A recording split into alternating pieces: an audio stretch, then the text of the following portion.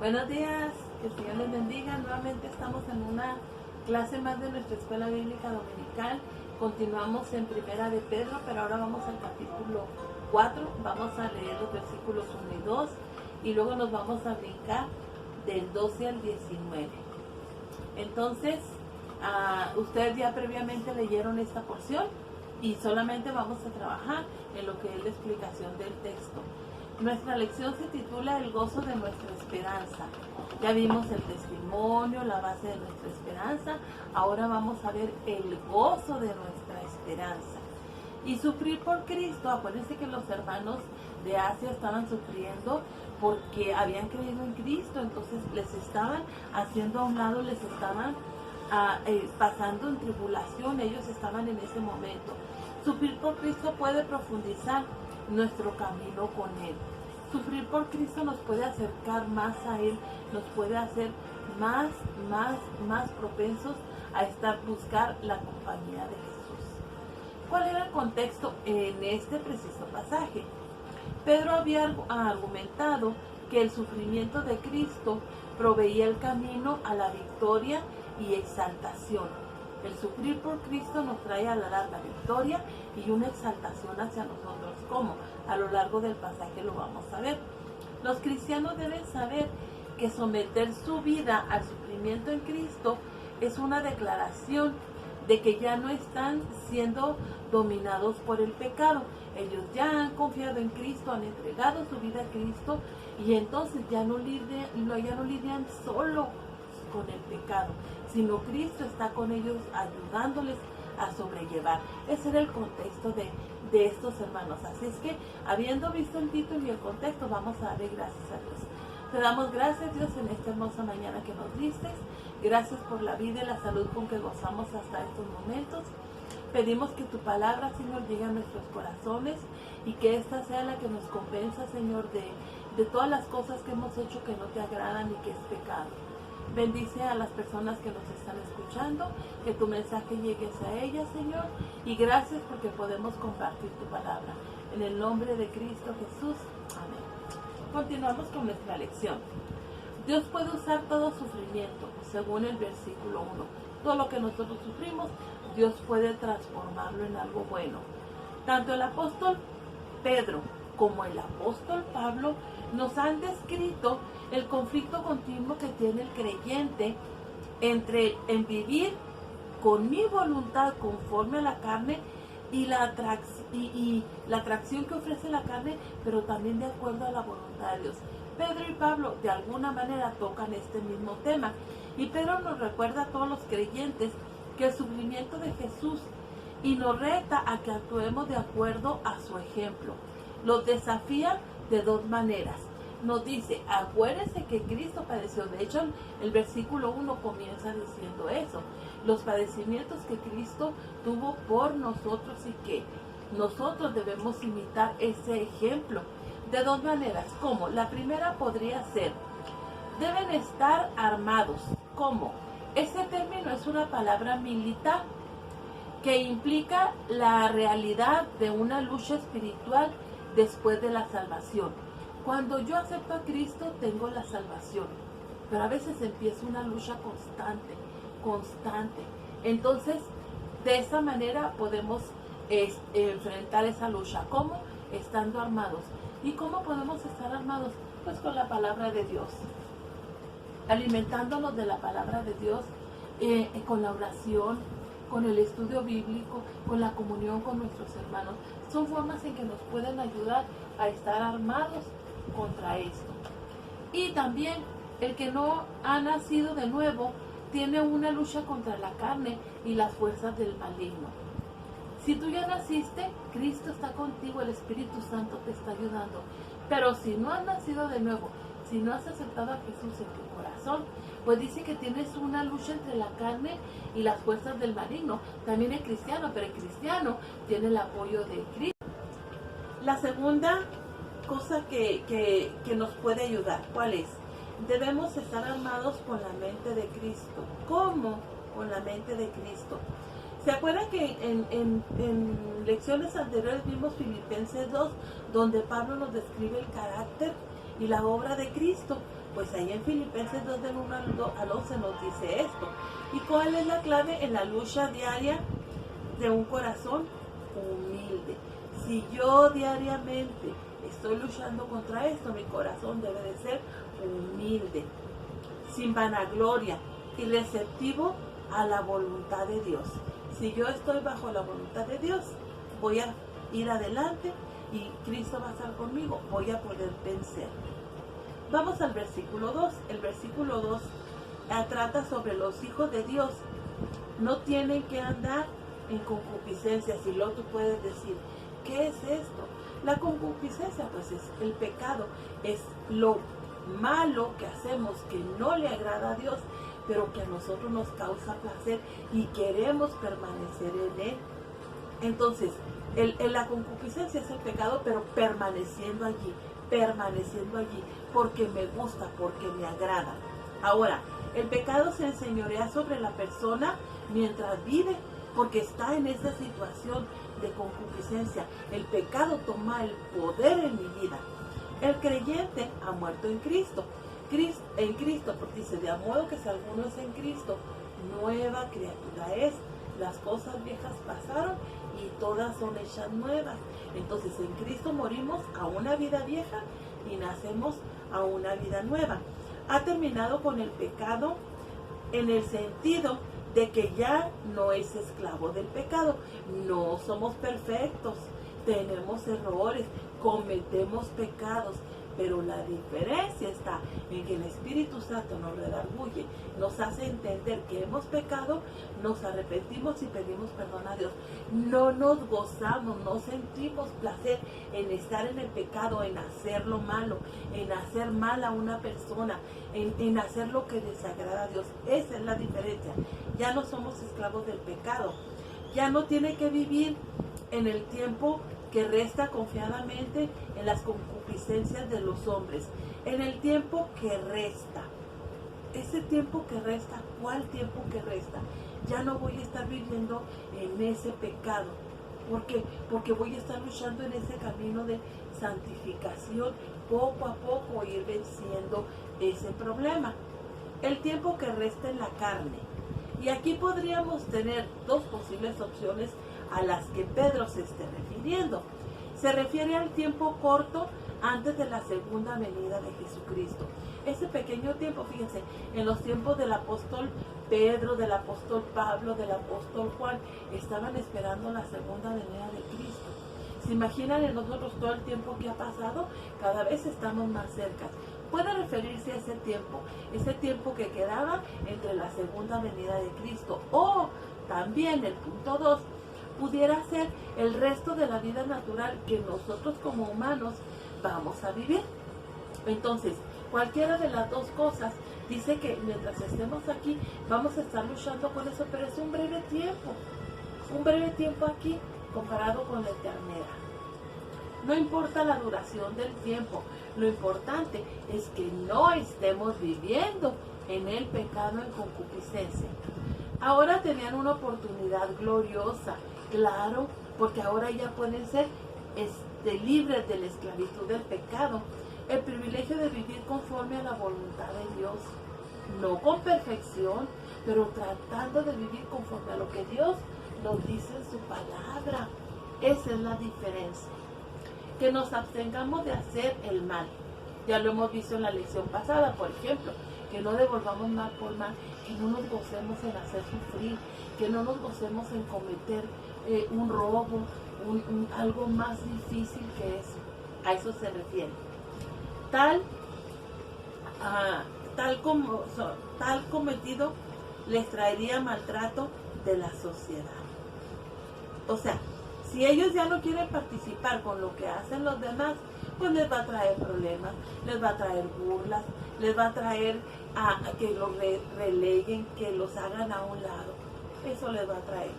Los creyentes deben estar armados mentalmente para cualquier eventualidad, para cualquier cosa que pudiera suceder. Yo tengo que estar bien armado. Y aquí nos dice, por ejemplo, Efesios, que nos armemos con toda la armadura de Dios para que podamos resistir los embates, las sagas que nos manda el maligno, ¿verdad? Expresar gozo con la esperanza del gozo eterno, según el versículo 13. El gozo eterno, ese gozo de cuando vayamos a la presencia del Señor. Pedro advierte a los creyentes a prepararse para la batalla, armándose para vencer el pecado. Es una lucha diaria, constante, momentánea, de momento a momento que estamos luchando. Los llama armados como forma amados, como forma de aprecio. Les dice, amados. ¿Quién usa mucho la palabra amados de amor? El apóstol Juan. Pedro no se quedó atrás. Ahora Pedro les dice amados como una forma de aprecio. Fuego de prueba, a lo que se está refiriendo en ese pasaje Pedro, se refiere a una nueva intensidad de persecución por parte de la sociedad. No le esperaban, que estaban desprevenidos. ¿Cómo? Todavía lo que habían pasado ya. ¿Aún más? Pues sí, aún más, porque ellos iban a estar tratando de servir al Señor como Él quiere y hacer lo que el Señor quiere.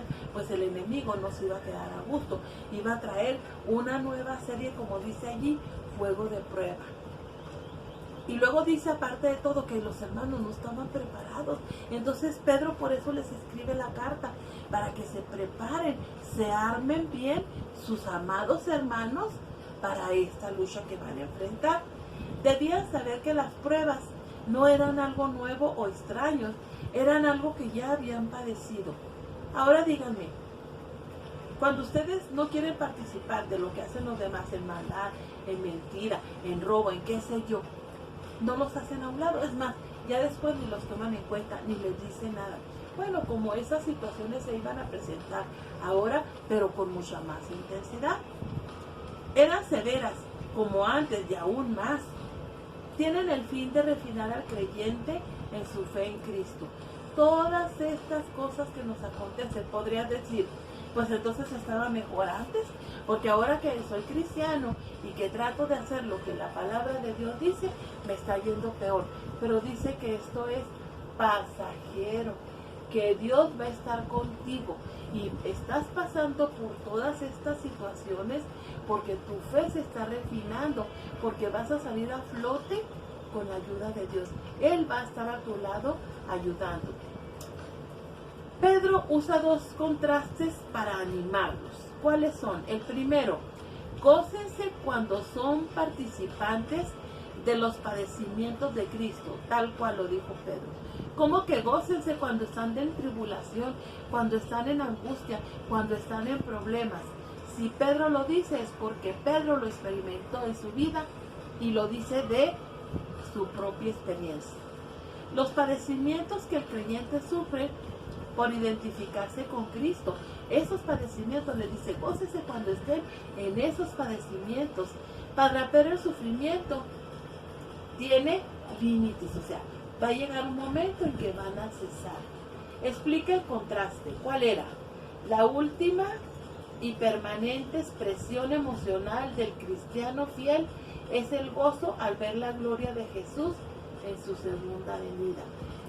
Todos estos padecimientos, todos estos sufrimientos, todo lo que estamos padeciendo ahorita, con todo esto de la pandemia, tantas cosas que han cambiado en nuestras vidas, en nuestra familia, en mí, en todo, en la nueva normalidad. Dice, gócese, porque esto va a terminar.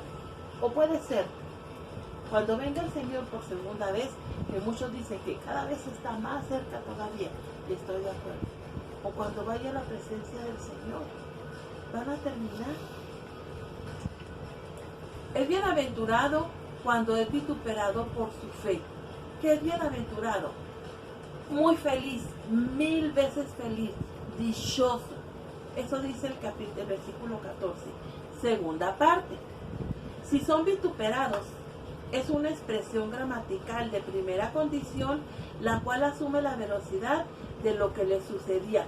Está diciendo, están pasando por esta situación, están siendo vituperados. Sé que están así. Los insultos que estaban recibiendo de la sociedad estaban siendo directos para ellos y estaban siendo de conflicto, de a veces de desánimo. Yo le escribía a unas amigas que han perdido a sus esposos: estoy orando por ti ahorita porque de repente viene el desánimo, la rebeldía contra Dios, el preguntarte tantas cosas. Así a veces nos sucede. ¿Por qué? ¿O por qué a mí? ¿O para qué a mí? Bueno, gócese cuando estén en esas situaciones. Los anima a que ellos podían confiar en la bienaventuranza del favor de Dios, o sea, de la presencia de Dios en tu vida, tomándote en sus brazos, abrazándote, porque te ama, sabe que estás pasando por esa situación, no te está dejando solo. Todos nosotros, ¿qué hacemos cuando nos encontramos en un conflicto? Vamos a Dios, ayúdame, ya no puedo. Nos abandonamos en Dios, pero a veces queremos pelear la batalla nosotros solos, y allí es cuando nos desgastamos, la armadura se desgasta y no triunfamos. Confiaban en el glorioso Espíritu de Dios, quien sobrepasaba sobre ellos. Reposaba sobre ellos el Espíritu de Dios. Y aquí me trae a colación que probablemente Pedro estuviera pensando en Isaías 11, del 1 al 3, que dice que el Espíritu de Dios está sobre mí y me ha enviado para sanar a los oprimidos y para ayudar a todos los que están enfermos. El Espíritu de Dios estaba sobre ellos, les estaba ayudando en esta situación difícil. Pedro habla del presente como una gloriosa experiencia. Ay, qué masoquista. No, porque él sabe que lo que está padeciendo está con Dios en su vida. Y también disfruta de la gloriosa venida del reposo del Espíritu Santo sobre su vida, cuando trae la paz, el contentamiento, el amor de Dios a nuestras vidas. Goza de eso. Cuando volvemos en sí decimos: porque estoy angustiado, porque estoy preocupado por esto que si me puede pasar a mí. Y viene el reposo de Dios en nosotros y tenemos la paz y la tranquilidad de Dios en nuestra vida. Resume dos contrastes, de esos dos contrastes. ¿Cuáles? Al final de todo debemos entender que el problema principal del mundo inconverso es el rechazo a Jesucristo, no a mí. En el tiempo de los hermanos de Asia, no estaban rechazando a los cristianos, a los creyentes. No me están rechazando a mí por ser cristiano. Ese no es el problema. El problema, dice Pedro, es que están rechazando a Jesús. Y entonces hay un problema. El sufrimiento del cristiano no tiene nada que ver con lo que la persona haya sido antes. Porque pueden decir: mira, si vieras cómo era antes.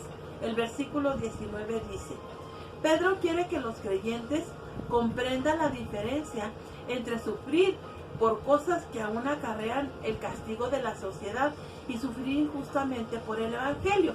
Algo que yo hice en el pasado que puede ocasionarme consecuencias ahora que soy cristiano. Pero no tiene que ver eso con que ahora estoy sufriendo por creer en Cristo. Pedro menciona crímenes serios.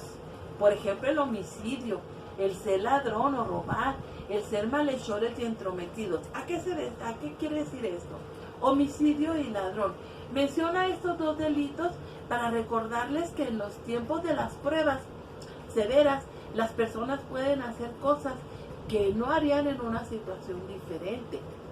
Si yo antes era ladrón o era asesino y ahora vengo a Cristo, el Señor ha cambiado mi vida, pero queda de alguna manera esa vieja naturaleza que está en mí, y en una situación como esta, de opresión, de tribulación, pudiera reaccionar de esa manera. Entonces, que tengamos cuidado con eso. El malhechor era una palabra genérica que se refería a cualquier acto criminal. O sea, que ya como cristiano podría hacer eso, sí, en una situación de extrema estrés o algo así, podría reaccionar así. Entremeterse en lo ajeno podría hacer eso, que causar un desfalco o una desviación de fondos, o también que pudiera hacer que alguien estuviera hostigando, fuera molestoso, estuviera dándole problemas a otra persona, metiéndose en lo que no le interesa. El criminal padece la vergüenza por sus delitos, sí, Si yo cometí un delito y voy a la cárcel, voy a padecer por esa situación. Pero los cristianos glorifican a Dios cuando padecen el crimen que habían cometido por ser seguidores de Cristo. O sea, ellos no tienen un delito, pero están siendo perseguidos. No es lo mismo que ser avergonzados por un delito que cometí a ser perseguido. Aquí glorificamos a Dios. Pedro los exhorta a que tomen esto como una medalla de honor. Eres molestado, eres atribulado por creer en Cristo. Tómalo como una medalla de honor. Es tiempo de que el juicio comience por la casa de Dios. ¿Cómo? Por nosotros los cristianos, sí. El versículo 17 dice, ese juicio comienza con el templo. ¿Dónde? Primero comienza por nosotros la iglesia, pero no es lo único. O sea, sí, en lo que yo estoy mal, voy a dar cuentas a Dios y Dios me va a dar lo que yo merezco por esto. Pero, aquí está lo malo. El apóstol sigue con un tema de sufrimiento, pero ahora en relación con el mundo incrédulo, o sea, con los que no han querido creer en Jesús, que han rechazado a Jesús, que dicen, eso es de viejitos, eso es de tontos, eso es de ignorantes. A ellos va. Dios tiene un sufrimiento del juicio eterno reservado para los que no obedecen el evangelio, para los que no han querido obedecer la palabra de Dios. Proverbios 11:31 dice, si el justo con dificultad se salva, entonces, ¿en dónde aparecerá el impío y el pecador? O sea, si el cristiano está pagando por cosas que hizo en el pasado, vamos a decir consecuencias, pero ha venido a Cristo y ha sido reformado, sigue pagando por el pecado. A aquel que no ha creído en Cristo y que es esclavo del pecado, ¿cómo se salvará? Es más, está rechazando a Cristo. El impío que no es purificado de sus pecados no tiene esperanza alguna. El apóstol termina desafiando a los hermanos a que padezcan las pruebas según la voluntad de Dios, sabiendo que la prueba refina al creyente y puede confiar en que son permitidas por el fiel Creador, recordándoles la soberanía de Dios sobre todas las cosas, sobre ese padecimiento que estaban ellos sufriendo. Dios tiene el control en su soberanía. ¿Por qué? Porque Él tenía un propósito para ellos. Tengamos cuidado. Si hemos rechazado a Jesús, si hemos rechazado el Evangelio, si hemos rechazado la palabra de Dios, vamos a cargar juicio para nosotros. Un juicio por la eternidad. Que el Señor les bendiga. Vamos a despedirnos. Bendito sea, Señor, por tu palabra, porque es viva y eficaz. Te alabamos y te bendecimos a ti y haz la obra en el corazón de aquellos que aún no te conocen y que en esa mañana han escuchado tu palabra. Te lo pedimos en el nombre de Jesús. Amén. Que el Señor les bendiga. Nos vemos la próxima semana.